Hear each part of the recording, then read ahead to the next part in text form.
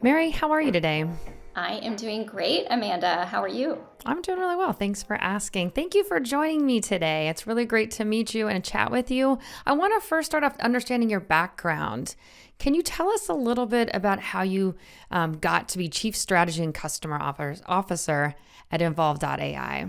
Yeah, I have spent pretty much all of my career in customer delivery, in working on improving the customer experience. And so over time, I've been looking for ways to leverage technology to really create a differentiating experience for customers. And enter involve.ai, which is focused on customer intelligence and providing really voice of customer and customer sentiment and behavior across the entire organization. So now you can align priorities across sales, customer success, support, marketing, right? And everyone can use the same customer intelligence to be able to align across the company, which is a really exciting, place to be for the customer because it means we can now truly put the customer at the center. Yeah. Help us understand what your background is in. Where did you start in your career? Yeah, I actually got a master's degree in industrial organizational psychology. When I got out of grad school, I was going to change the world through consulting, which which was really fun. Focused on organizational effectiveness, process improvement, but realized fairly quickly that as a consultant, you could make recommendations that weren't they weren't necessarily going to be followed, right?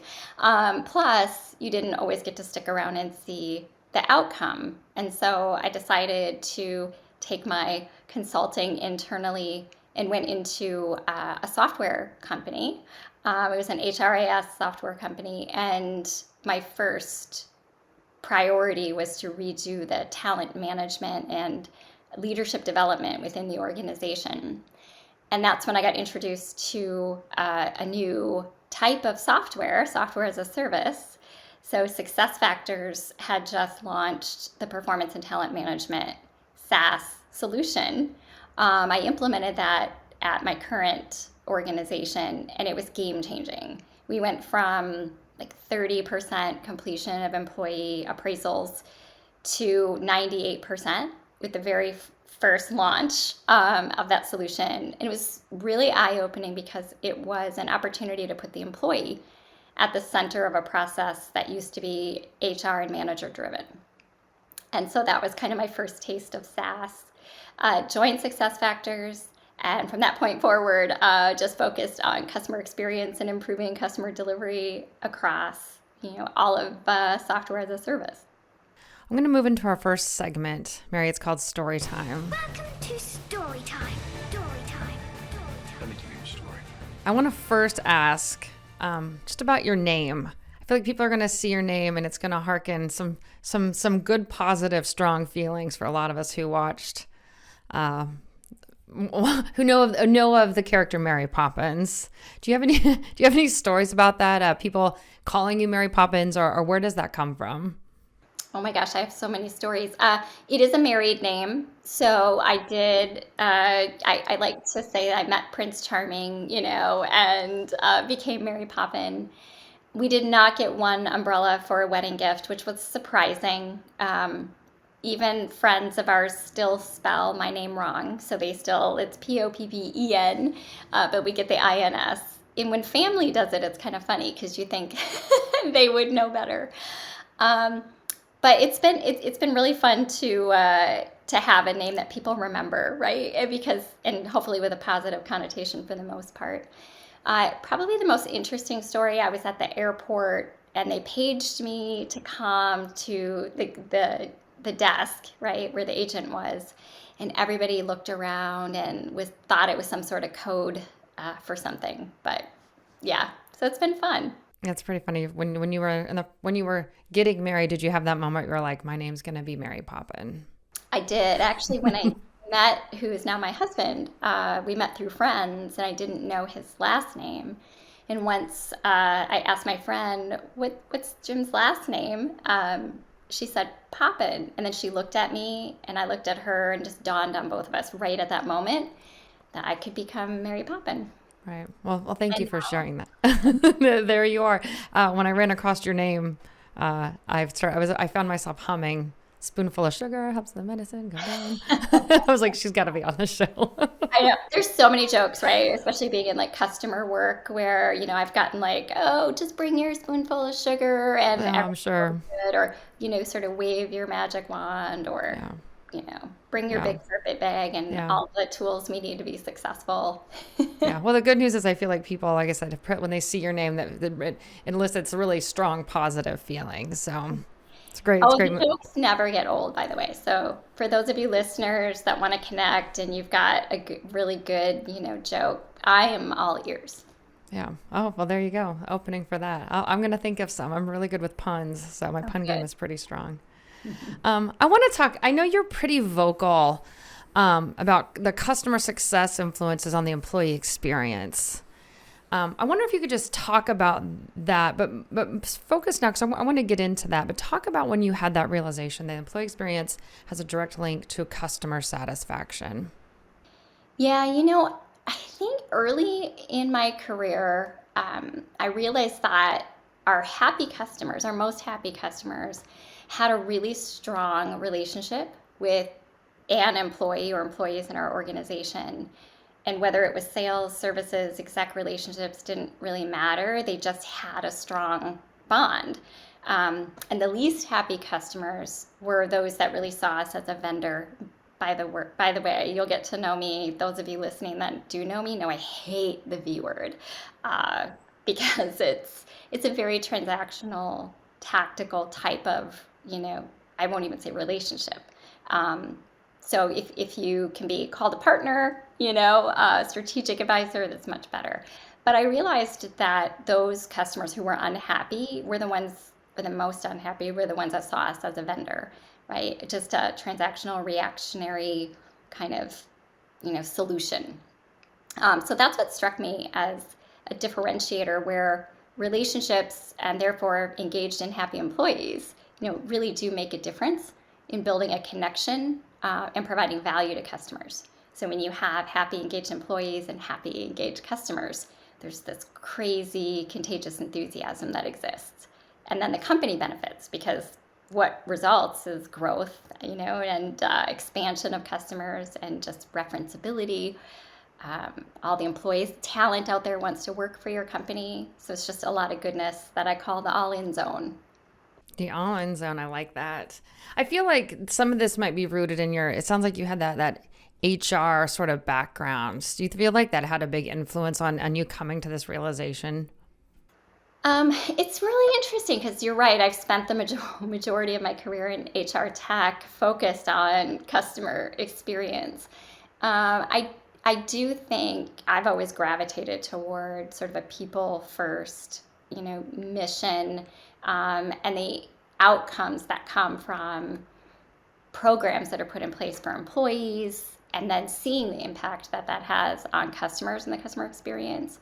I think for me throughout my career that it's just been there. There's been this realization that I happen to pay attention to and get excited about. And so I've been able to kind of think about the linkage and the drivers and the measures that occur between employee experience and customer experience. And there is a lot of overlap.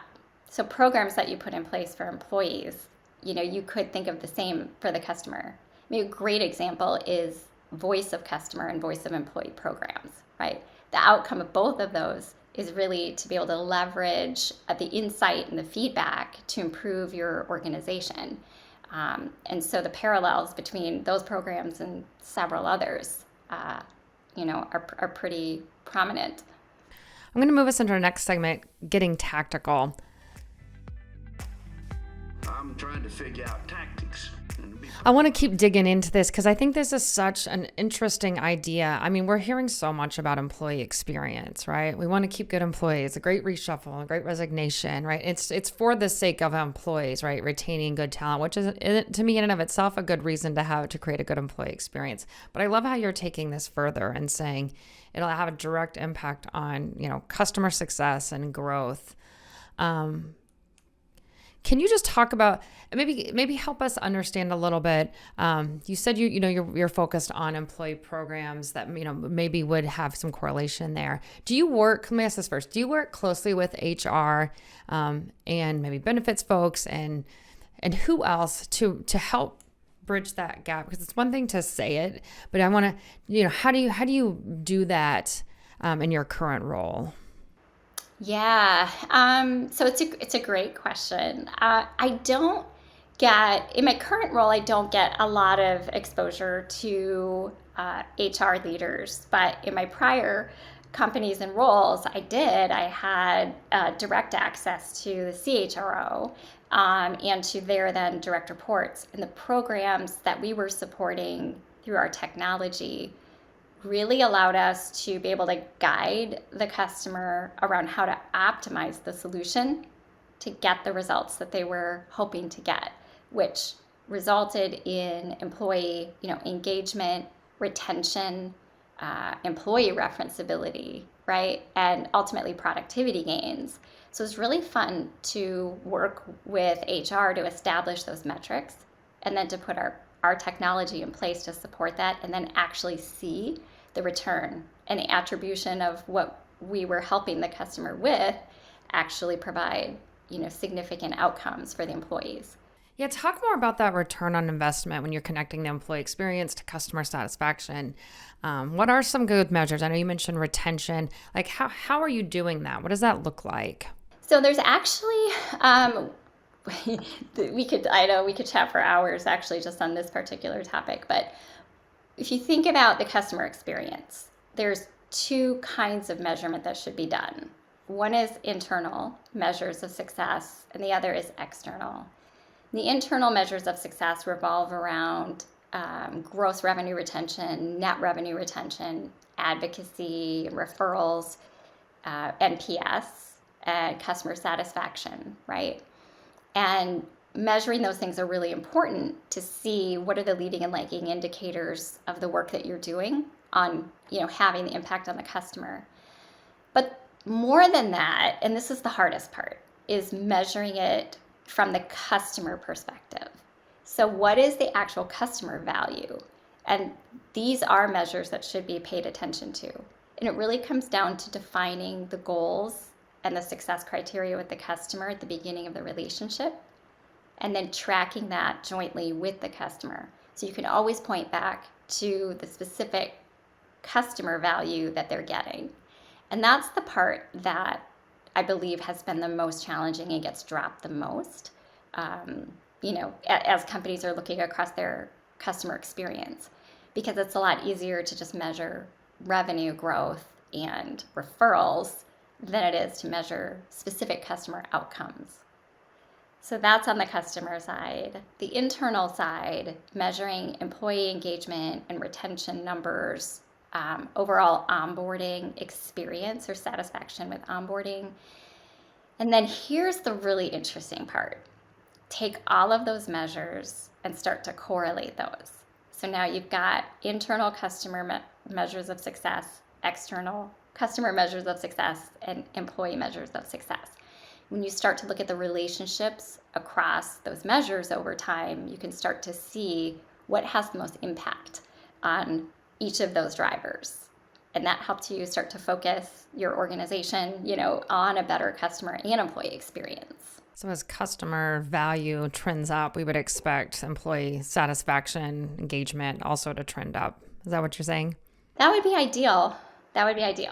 But it depends on what's driving the customer success and the employee success, in measuring that and determining if there is a relationship, and then making sure you're targeting your resources and investments on those things that are most important.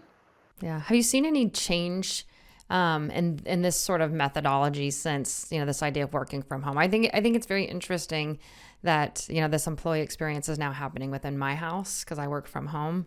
I'm sure you have a similar experience, but so the employee experience is happening within my own home and not just going to an office. And I'm wondering thoughts on, have you seen any difference in how this should be measured while people are working from home or remotely?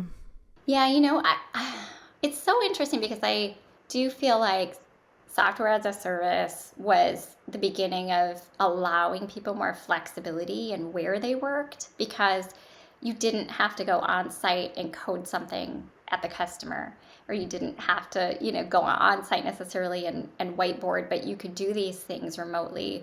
So I think that was the beginning.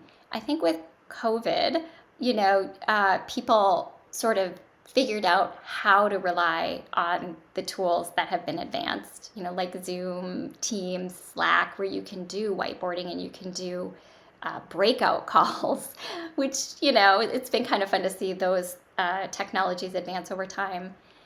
But I think people have just figured out how to be more resilient and optimize the technology to be able to continue to be successful. I think the measures ultimately are the same. What drives engagement for employees, I think, is still the same. The one thing I forgot earlier is work-life balance. I think everyone has, been seeking that in terms of satisfaction. It's just become more prevalent over the last few years as like a key measure and a key focus. So I don't think so much has changed as much as people sort of just shifting and optimizing the way that they work.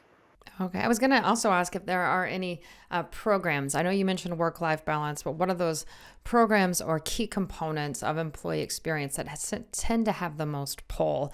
I feel like when large corporations, like we've heard of companies, we're going to offer a maternity and paternity leave, or parental leave. We're going to offer unlimited PTO. Are there any specific programs that have a direct impact, or better culture, leaders being more transparent, that you've noticed that would have more of an impact on the employee experience? Actually, it's so interesting that you asked that, because now you've got me thinking back.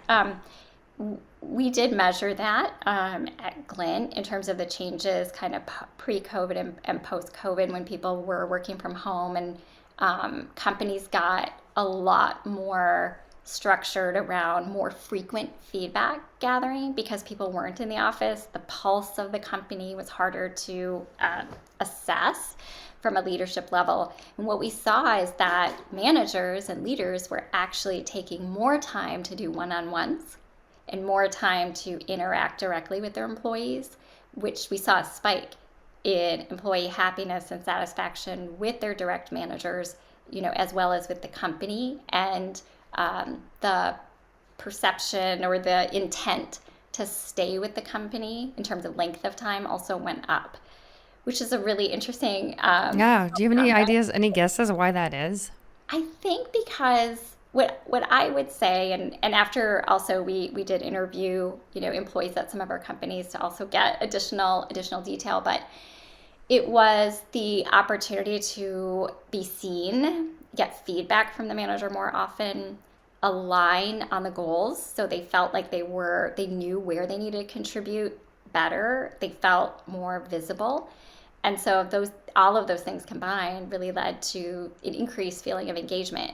And it was interesting because it wasn't investing more money and giving employees things. It was time, manager time, right? Which didn't cost the company anymore, and actually created a better relationship between the employee and the manager, and also, right, created those feelings of importance in the employee.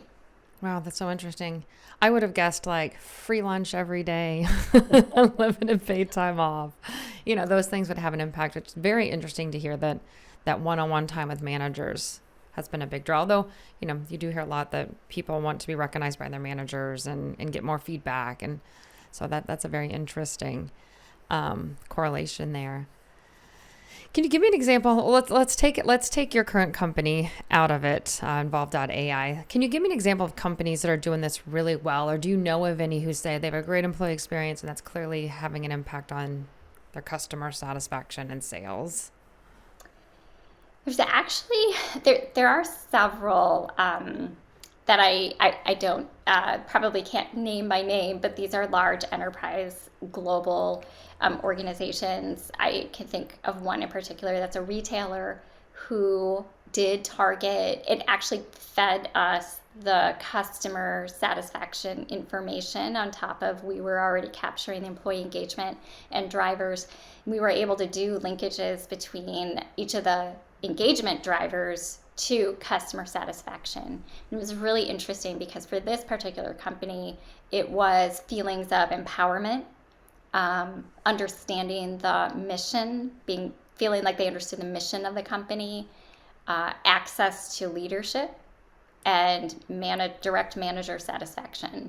Those are really the four kind of key ingredients that were driving the highest correlation and relationship to customer satisfaction. And then they could narrow that down by store, so across the globe essentially, and be able to target best practices then, and sort of recognize individuals that were driving, the most productivity and results for the company. Yeah. Do you have any, just because your history with this and studying it, do you have any good, like, must do this to get a good result, and stop doing this kind of advice or best practices for our listeners who might hear this and go, well, maybe this is something we should be tracking internally as well? Yeah, I think a few things. Transparency and frequent communication is really linked strongly to employee engagement, and customer experience for that matter. I'll translate it there as well. But that, I would say, is a must do.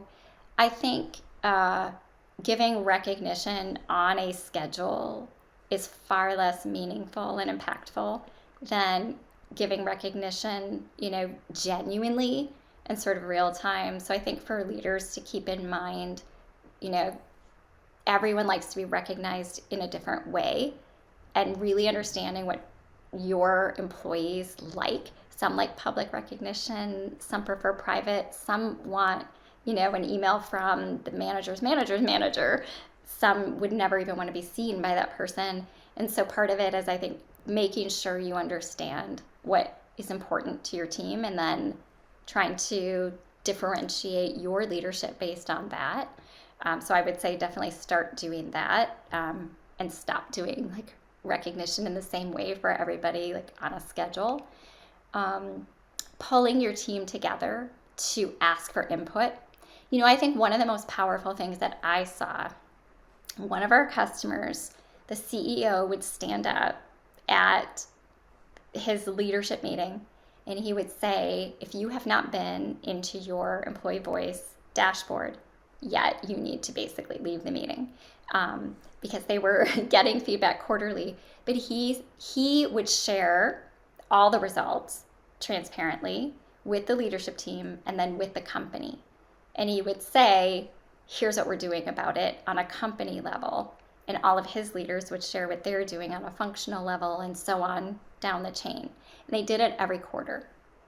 And the participation in the survey process increased from like 74% to 95%, like month over or quarter over quarter. So people felt that they had the opportunity to give feedback. They were heard. The feedback was actually being leveraged, and they knew how. And so that increased the participation and also the engagement scores. Wow. So you do a quarterly engagement to start to measure for some of that? Definitely. Yeah. Can you talk at all about what involve.ai is doing to keep customers and employees happy, and they're creating a good positive experience for both? Yeah, we are really big on listening. And so we have, for our employees, we actually have a company meeting for a half hour on Monday and on Friday every week. We share kind of top priorities and OKRs for the week, progress. We ask about weekends in like one word, how are you feeling this week? And so we have that opportunity right now, the size that we are. Getting bigger, that will break out, and managers can do that with their teams. But having those meetings and keeping people engaged to know what's happening in the company, to be able to give input, really important. We have a customer advisory council, and we have our CSMs meet weekly with our customers. We actually ask for feedback every week on what's working well, what's not. We do quarterly ROI assessments. So we actually do an ROI analysis and review for the exec sponsor and the project team in our customers, so we can make sure we stay aligned on the value proposition and then any changes that we need to make. So those are some of the key things that seem to be working really well for us, and keeping a pulse on what's happening and keeping both employees and customers engaged. Yeah. Let me ask you, do you do anything like a real-time feedback? Let's say you work at an Acme company. I'm not talking that this is where you're currently at, but and it's going to change a big policy. Is there a way you get feedback from your employees to see how they feel about it and how they're going to react to it, or do you wait for that quarterly survey? Yeah, it's such a great question. A lot of our customers, going back to Glint, focused on employee engagement experience, actually asked about very specific company changes. So they would send what we called an ad hoc pulse to employees. Yeah, you have to be careful because you don't want to over survey, right? And you have to make it really brief and meaningful. But for those kinds of things that were ad hoc, where they really wanted the employee input, it would be outside of that quarterly program and very impactful. And actually, with COVID, that was an opportunity for for a while. Some of our customers did weekly assessments, and it was just 5 questions like, how are you doing? What do you need? Do you feel like the company is supporting you? And then I think there were a couple of questions about the manager, but that is helpful for a while. You wouldn't want to necessarily keep up a cadence like that, ongoing. But in the short term, to pivot and be able to really listen, especially during times of big change, is very important. Let's move into our last segment called Asking for a Friend. Just asking for a friend.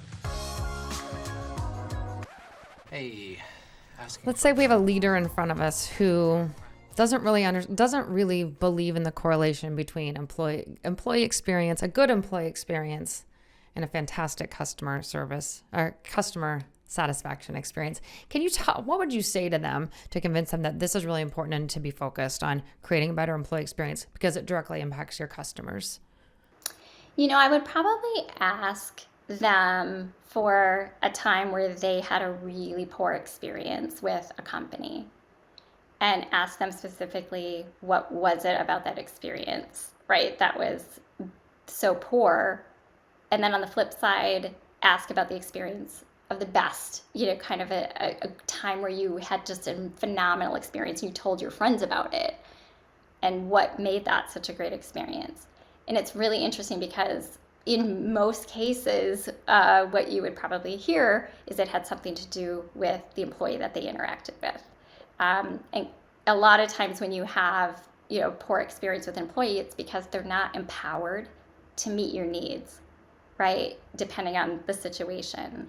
Whereas a positive experience, when it sort of comes down to it, the employee was empowered or went above and beyond, right, to meet the needs. And that's where then I think you could make the shift of, well, if you kept your employees happy and they were empowered, your customers would be able to get what they need in a more dynamic and real-time way than to be sent to like a manager, or just flat out be told no about something because of a policy, right? So I think that's where I would start. Who would own this? Like, if I were to spin this up at a company I worked at, who would ideally own this process? And yeah, who would own this process? Let's start there. So great question. Today, they definitely are separate, right? The employee experience is owned by HR. The customer experience is either owned by the chief customer officer or potentially rolls up to the CRO or even the COO, right, in operations. My ideal is that there's so much awesome data, and when you look at the data science behind being able to look at patterns and what drives both employee and customer satisfaction, really at the CEO level is where this should sit, right? But practicality, having a COO or similar own both is a phenomenal way to sort of bridge the gap between the functional focus and the overall organizational focus. Yeah, I feel like I hear that with a few different topics. When I say who should own this, if it's something that comes up, people say the CEO should really be, we hear that a lot with the DE&I programs, right? The CEO needs to be really focused on this. And this does seem like a similar topic, because that person would then direct and say, we need to get these more aligned. It comes down to the things that are cross-functional, where there needs to be alignment to really move the organization forward. But the realization is, to move the organization forward, it's the employees and the customers that are the ones that will do that. So if the focus is at a broad company level for both, you'll start to see amazing results just for the entire company as a whole. Yeah. What do you think the biggest challenge is for beginning a project, or not a project, for really beginning this journey of focusing on the employee experience and the customer success? What do you think the biggest challenge is for that? I think, in my experience, if you don't start with sort of the end in mind, so to speak, and define the ideal customer journey, or if you're talking about employees, the ideal employee experience, right? But let's stick with customers. If you define that employee, or the ideal customer journey, it's then that you can define what are the roles, skills, responsibilities, metrics, deliverables, all of that go along with the journey. And I find a lot of times that companies sort of jump in a siloed way, right? Sales is doing their thing, and then post-sale does their thing, and then, right? And what happens is you end up having to backtrack a lot, or put Band-Aids on things that you didn't think about before. But if you think about the holistic journey up front, you're able to think about the people, processes, and systems as you go in order to scale, right? And so that would be my recommendation, is definitely start by defining that ideal journey. And then you can start to plug in what your team should look like, what your structure should look like, resources, handoffs, all of those things. And before long, it's not surprising, you'll have like this amazing customer experience in place. Oh, that's fantastic. Mary, this has been a lot of fun. Before I let you go, is there anything we didn't cover today that you would like our listeners to know? I would just say, don't be happy with the status quo. There is no, I think, final destination when it comes to customer experience or satisfaction, or employee experience or satisfaction. So keep trying new things, keep innovating, keep working on differentiation, and don't be afraid to take some risks to make change. Yeah, and this is such a good time to do it when a whole lot of stuff has just been changing, and CEOs, a lot of executives are looking for new, better ways to do things. This is a really great time to start that. Well, thank you, Mary. Let our listeners know where they can find you. You can find me on LinkedIn under Mary Poppen, Poppen, or you could also email me at mary@involve.ai. Thank you so much for joining me today, Mary. Thanks, Amanda. Great to chat.